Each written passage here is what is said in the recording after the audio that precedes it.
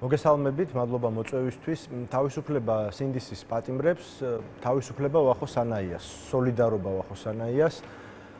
დღეს კიდევ ერთი მწვერვალი დაიპყრო მურუსიძე ჩინჩალაძის სასამართლომ, თუ მანამდე უფრო მცირე ვადიანი ადმინისტრაციული პატიმრობები გამოიყენებოდა ხოლმე, ახლა ვახო სანაიას შემთხვევაში 14 დღიანი, ორკვირიანი პატიმრობა გამოიყენა. რა თქმა უნდა, თვითონ ეს რეგულაციები, რომელიც მიიღო ბოლო პერიოდში ქართულმა ოცნებამ, არის არაკონსტიტუციური, ეწინააღმდეგება დემოკრატიის პრინციპებს, მაგრამ მათი აღსრულების ინტენსივობა, ის სასჯელები და სახდელები, რომელსაც სასამართლო ასე კანფეტებივით არიგებს, თვითონ არის არაპროპორციული. ტროტუარზე დგომის გამო რომ ადამიანებს აპატიმრებენ, ერთი საკითხი არის, მეორე არის ეხლა რომ შექმნეს ეს რაღაცა სკრინვის სამმართველო თუ რაც ქვია, რაღაც საბჭოთა ტრადიციების და ყველა ავტორიტარული რეჟიმის უტოპიური რომანების ტრადიციებით და მას აღასრულებენ რისთვის, რომ განსხვავებული აზრი ამ ქვეყანაში არის მოდეს, ვინც უფრო მეტად თამამად გამოხატავდა ამ აზრს.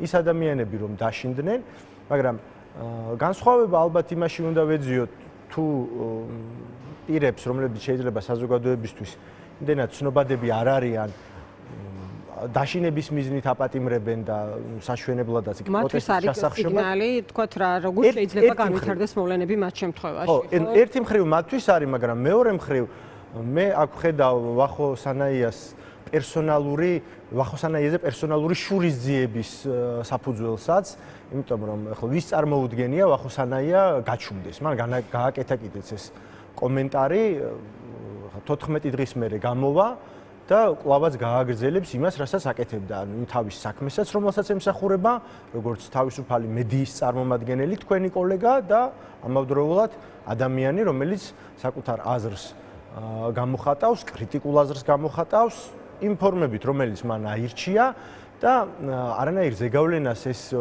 ვახო სანაიაზე და მის განეიტრალებაზე ჭყალებში, როგორც ეს რეჟიმს სურს, ნამდვილად ვერ მოახდენს. თუმცა მე დარწმუნებული ვარ, რომ ის ადამიანები, რომლებიც წელიწად ნახევრის განმავლობაში დგანან ქუჩაში, შეიძლება ყოველდღიურ რეჟიმში არ დგანან ქუჩაში, მაგრამ არეპუებიან ამ რეჟიმს, არეშინიათ და ესეთი ადამიანები არიან ნამდვილად დასაფასებლები, ნამდვილად არ შეწყვეტენ ბრძოლას, ნამდვილად არ აიღებენ ხელს იმაზე, რასაც აკეთებდნენ, იმიტომ რომ ისინი ემსახურებიან ამ ქვეყნის ხვალინდელ მომავალს, სარგებლობენ საკუთარი კონსტიტუციური უფლებებით. ქუჩაში დგომა იქნება ეს თუ თავისუფალი აზრის ხმამაღლა გამოხატვა, კრიტიკული აზრის ხმამაღლა გამოხატვა და ეს ვერანაირ შედეგს ვერ მოახდენს. რამდენი შემთხვევა ვნახეთ, ათობით შემთხვევა ვნახეთ. თავი რომ დავანებოთ იმ სისხლის სამართლის საქმეებს, რომელიც ჩვენი სინდისის პატიმრების წინააღმდეგ აქვთ შეკერილი, თავი რომ დავანებოთ პოლიტიკური ლიდერების და პოლიტიკოსების წინააღმდეგ შეკერილ საქმეებს, ხო? რამდენიმე დღის წინ უბრალოდ გუშინ იყო მე მგონი, როდესაც საერთაშორისო გამჭვირვალობამ 91 პირის, 90-ზე მეტი პირის სია გამოაქვეყნა, რომლებიც აკმაყოფილებენ ევროსაბჭოს საპარლამენტო ასამბლეის კრიტერიუმებს პოლიტიკური პატიმრობისა. რამდენიმე კრიტერიუმი აქვს პასეს და უმეტესობა მათგანი 5-ვე, ანუ ყველაზე მაქსიმალურ რაოდენობას კრიტერიუმების აკმაყოფილებს. ამდენი პოლიტიკური პატიმარი არ ჰყავს პუტინს და არ ჰყავს ლუკაშენკოს. და რა ვიცი, ასეთი ტენდენციით ძალიან მალე დაეწევიან და გაასწრებენ საბჭოთა საქართველოს და მის მემკვიდრეობას ქართული ოცნების რეჟიმი. გიორგი. დიახ. დღეს ჩვენ მაყურებელს შევთავაზეთ დეპუტატ მაჭავარიანის კომენტარი, სწორედ ის ლაპარაკობდა სანაიას დაპატიმრების საქმესთან დაკავშირებით და ჩვენ წინა ეთერებშიც ვახსენეთ და ახლაც მინდა რომ ამ თემას შევეხოთ, რომ ოცნება, რომლის ამიზნეც არის, თქვათ, მისი მხარდამჭერი, მისი აუდიტორია, მათ შორის იმ არხების მეშვეობით, რომელსაც თავად დაკონტროლებენ, რომ ელაპარაკებიან საზოგადოებას და იქ აქცენტი იყო გაკეთებული იმაზე, რომ ფართო კონტექსტში შეხედოს საზოგადოება ამ სურათს. რამაც და თუ ამას იზამს ზუსტად საზოგადოება, რომელსაც ისინი მიმართავენ, მაშინ რისი გათვალისწინება იქნება კრიტიკული? აი თქვენ ახსენეთ გამოუძიებელი საქმეებიც, რასთან დაკავშირებითაც არის კითხვები და სხვადასხვა დღეს ჩვენი არაერთი რესპონდენტი იხსენებდა ტელეფონზე მასობრივ დარეკვებს, გინებას, ოჯახის წევრებთან, სადარბაზოებთან დახვედრებს, რაზეც ჩვენ ისიერი რეაგირება არ გვინახავს პირიქით. ხელისუფლების ოპონენტების ძალიან დიდი ნაწილი ფიქრობს, რომ მაშინ ამ აქტის ორგანიზატორი სწორედ ხელისუფლება იყო, იმიტომ რომ სწორედ სუსტა მათ მიუწვდებოდათ ხელი იმ მონაცემებთან, პირად მონაცემებთან, რომელთაც სარგებლობდნენ ეს პირები, ხო, ურეკავდნენ და აგინებდნენ ადამიანებს. აი ორმაგი სტანდარტი და შერჩევითი სამართალი. აი ამ ნაწილზე რისი თქმა შეგიძლიათ იმის მაგალითზე, რაც დღეს ნახა საზოგადოებამ გულისხმობ პირველი პრეცედენტის შექმნას დააპატიმროს ჟურნალისტი სოციალურ ქსელში დაწერილი სტატუსის გამო.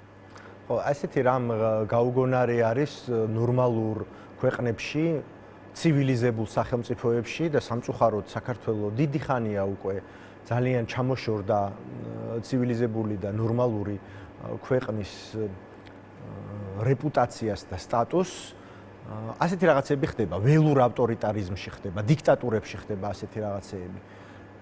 ეხლა ორმაგი სტანდარტი ქართული ოცნებისთვის არათუ დამახასიათებელი, არამედ მისი ხელწერა არის.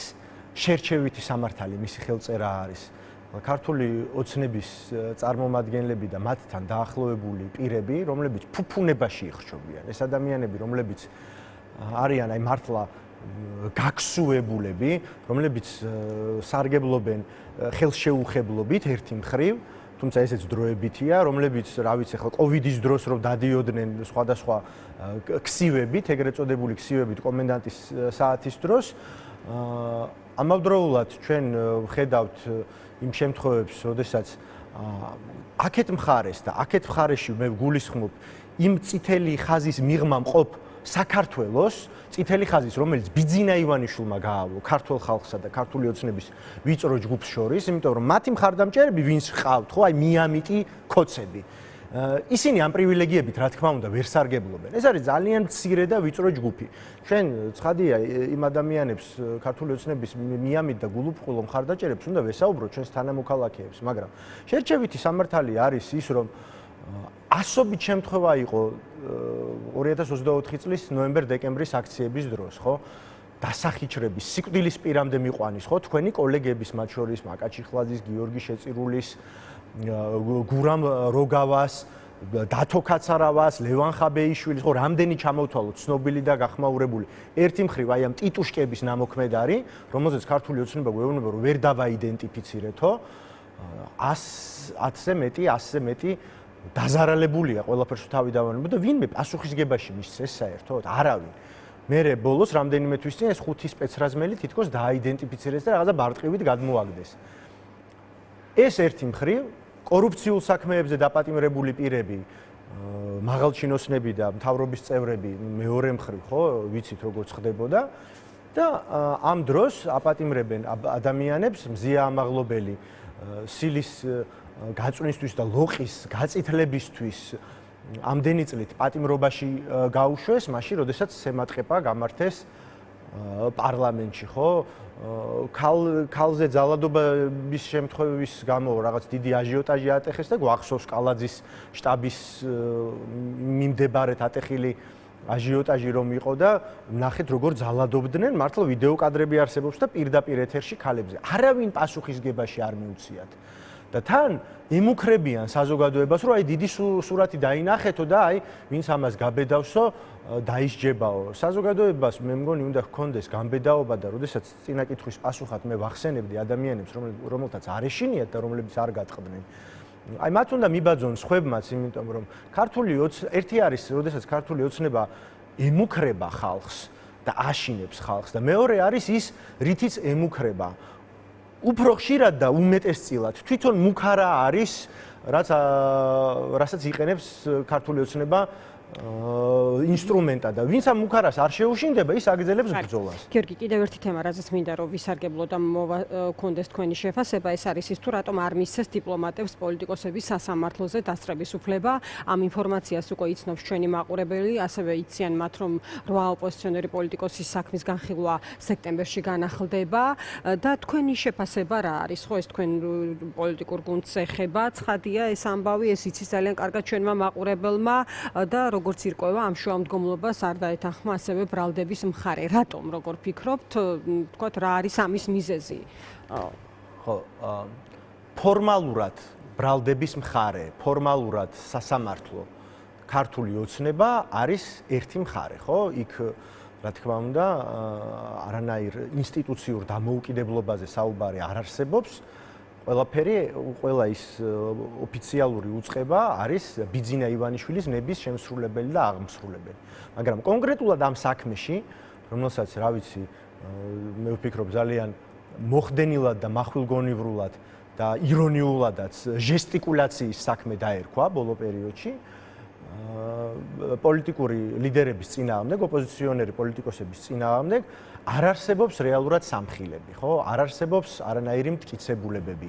ხო, ნანა კაკაბაძის, ვატო შაქარაშვილის და მათი კომპანიონების საჩივრის საფუძველზე წამოიწყო თურმე ამხელა პოლიტიკური მნიშვნელობის მქონე საქმე პროკურატურა. განისაზღვრა მტრული სახელმწიფო, ხო, განისაზღვრა. და მით უმეტეს მაშინ აი ხო ჩდება კითხვა, რომ თუ არაფერი არ არის და ეს პირველ რიგში უნდა მოიხსენებოდეს მას, ვისაც უნდა მოიხსენებოდეს, რატომ არ არის შესაძლებელი, რომ დიპლომატებმა მოგახსენებთ, აი აქ მისმინონ ეს ყველაფერი. აი აქ მივდივართ, ხო?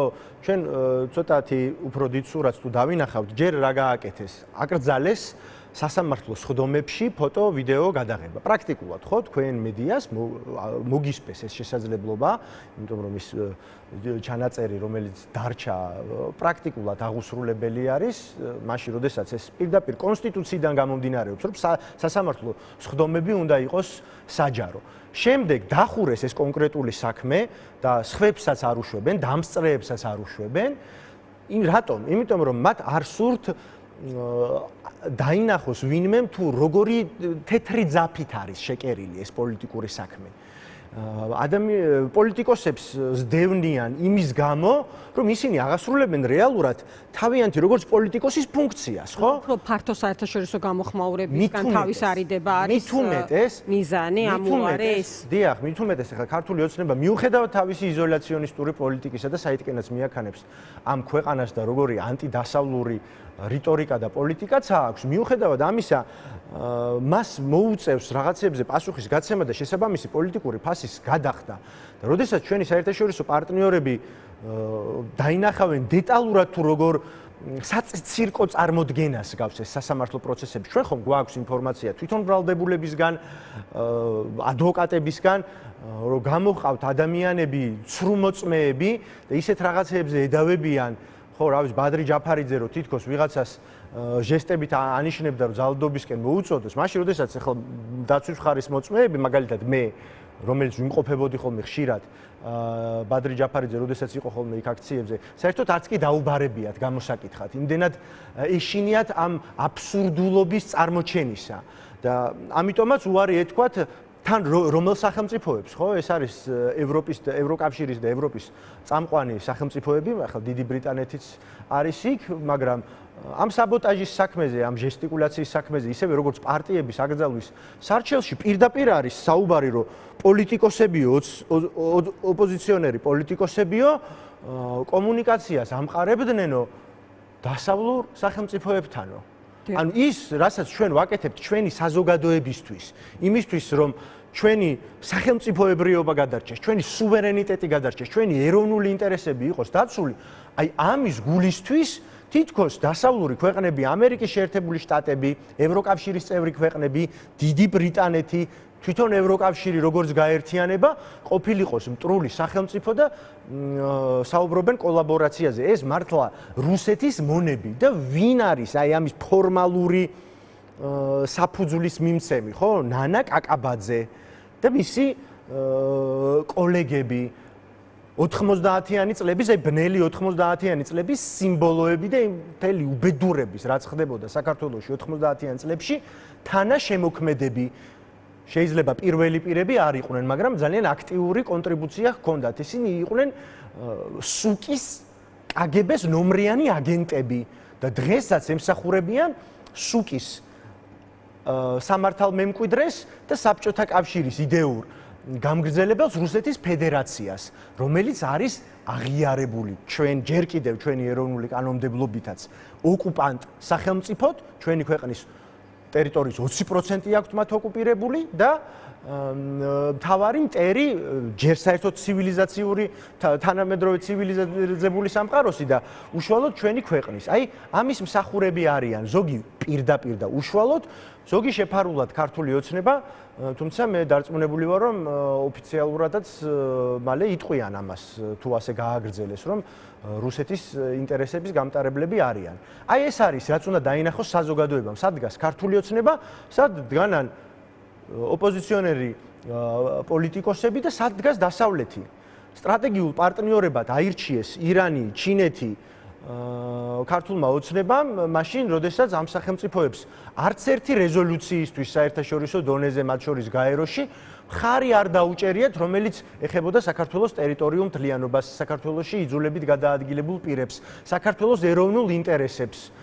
და დასავლური ქვეყნები, ამერიკის შეერთებული შტატები და ევროკავშირის ქვეყნები, მიუხედავად იმისა, რომ ქართულმა ოცნებამ ყველანაირი ხიდი დაწვა მათთან და სტრატეგიული პარტნიორობა გაგვიუქმდა მათ პირობებში ამერიკის შეერთებულ შტატებთან, მხარი დაუჭირეს, ისევე როგორც ყოველთვის უჭერდნენ იმას, რაც შედის ჩვენი ქვეყნის ეროვნულ ინტერესებში და რაც იცავს ჩვენი ქვეყნის სუვერენიტეტს. აი ეს არის განსხვავება დასავლეთს და გულისხმობ, რა თქმა უნდა, არა მხოლოდ გეოგრაფიულ დასავლეთს, არამედ დასავლური ღირებულებების მქონე ქვეყნებს და იმ ავტორიტარულ რეჟიმებს შორის, რომლისკენაც გეზი აიღო ქართულმა ოცნებამ. ასე რომ არაფერი არ არის გასაკვირი იმაში, რომ ბრიტანეთის, გერმანეთის, პოლონეთის წარმომადგენლებს უარი ეთქვათ ამ პროცესებზე და დასწრებაზე, იმიტომ რომ ქართული ოცნებისთვის ეს არის ძალიან დიდი დამოკლეს მახვილი, რომელიც მათ კისერზეა ჩამოკიდებული და ყველაფერ ამისათვის მათ მოუწევთ პოლიტიკური ფასის გადაღება. სხვათა შორის ამ საქმეზე დღეს იყო პროკურორის განმარტება და ჩვენ კი ვიცით, რომ ის სექტემბერში განახდება, თუმცა აი ჩვენი ჩართვაც იხილა მაყურებელმა, მათ შორის ითვალისწინებდა პროკურორის შეფასებასაც და აი თქვენი დასკვნა რა არის ამ განმარტების საფუძველზე, ანუ რეალურად თქვათ პატიმრობა არის ის, რაც შესაძლოა იყოს განზრახული ნებისმიერ შემთხვევაში, ეს რამდენიმე კვირის შემდეგ იქნება თუ იქამდე, ამას შესაძლოა არ კონტეს დიდი მნიშვნელობა. აი თუ იცნობთ ამ შეფასებებს და თქვენ როგორ ხედავთ ამ პროცესში ბრალდების მიზნებს, რაზეა ის დამოკიდებული, როგორ? არანაირი ბრალდების მიზნები არ არსებობს და არანაირი სტრატეგია სახელმწიფო ბრალდებას, ფორმალურად სახელმწიფო ბრალდებას არ აქვს. რა თქმა უნდა, ეს არის არა ქართული ოცნების გუნდის, არამედ ერთი კაცის გადაწყვეტილებები, რომელსაც რა თქმა უნდა ძალიან ეშინია სანქციების, რომელსაც ძალიან ეშინია დასავლეთის მხრიდან მწვავე რეაქციების და ის გადაწყვეტილებებს იღებს იმის და მიხედვით თუ როგორი არის საფრთხეები თუნდაც რეგიონში მისთვის, მისი რეჟიმისთვის. მას პირველ რიგში აინტერესებს ცხადია თავისი პირადი უსაფრთხოება, თავისი კაპიტალის უსაფრთხოება და ფინანსების და ამას თუ შეექმნება საფრთხე, ხო, ის სხვადასხვა გადაწყვეტილებას მიიღებს. რა თქმა უნდა, ეხლა ეს ბრალდებული პოლიტიკური ლიდერები, ზოგი ისედაც ციხეშია, ზოგი ციხეში ნამყოფია, ხო, სულ ცოტა ხნის წინ. ეს კი არ არის მისთვის პრობლემა და არც სამართლებრივი საფუძველი რო არსებობს, ამის თქმაც კი ზედმეტია. ისევე როგორც პარტიების აკრძალვის საკითხში, ხო, რომელიც გაწელეს და ვადარო ეწურებოდათ მათ მიერვე დადგენილი, მე შემდეგ სამართლებრივი რაღაცა ნონსენსი გამოიყენეს ამ შემთხვევაში. ასე რომ როგორ გადაწყვეტილებასაც მიიღებს ბიძინა ივანიშვილი, ისე მოხდება, ოღონდ ეს იქნება ძალიან ძიმე ფასის საფასურად ქართული ოცნებისთვის. მადლობა.